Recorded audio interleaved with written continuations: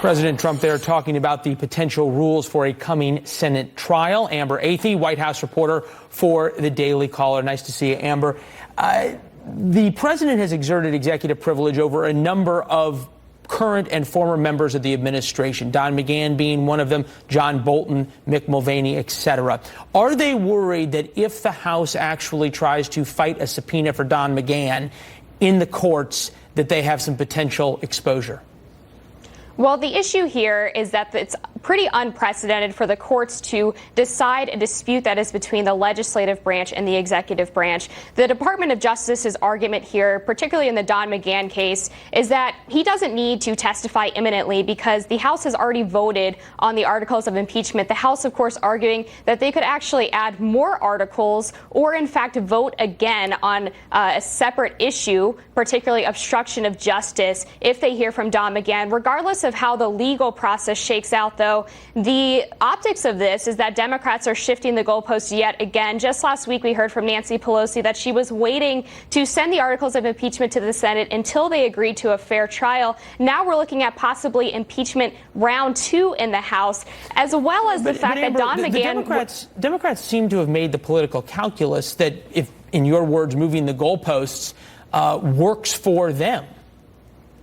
Well, it might work for them, but it's not working for the American people. When you look at how the polling has shaken out over this, the president's approval rating has risen as the impeachment process has dragged on. And also, when you look at the swing states with independent voters, they're more opposed to impeachment than the overall national polling. So that's what the president's team is looking at them. Optimist consulting polls that came out right. In the battleground states. This is what Speaker Pelosi said. The House cannot choose our impeachment managers until we know what sort of trial the Senate will conduct. President Trump blocked his own witnesses and documents from the House. We just talked about that. And from the American people on phony complaints about the House process. What is his excuse now? There is this discussion that, as you pointed out, the president thinks that a lengthy trial in the Senate with witnesses like Hunter Biden will be pretty good for him. On the other hand, Mitch McConnell seems to have telegraphed that he doesn't really want to have that happen because it puts 20 Republican senators who are up for election in potentially vulnerable positions. Does the White House and Mitch McConnell split on that? If so, who wins the split?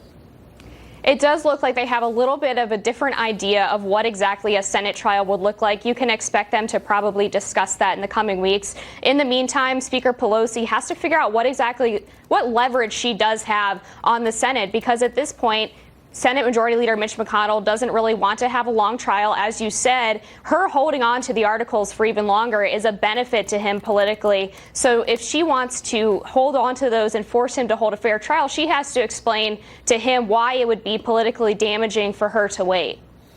Fairness is always in the eye of the beholder, as are the results of any Christmas presents. Amber Athey of The Daily Caller, very much appreciate you being with us. Merry Christmas to you and yours. Thank you. Merry Christmas to you. All right.